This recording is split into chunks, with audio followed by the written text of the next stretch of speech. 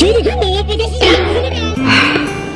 我们家那条件你不晓得嘛，我还是普通的自家样子，我都还得穿，有饭吃都不错了。我现在都还没吃饭。不错了。你那挺香的嘛，可舒适。哦，现在的房子了嘛，你要去吃嘛。哼，不进就不要吃了。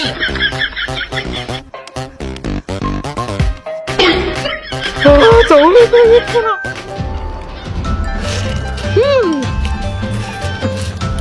好真香啊！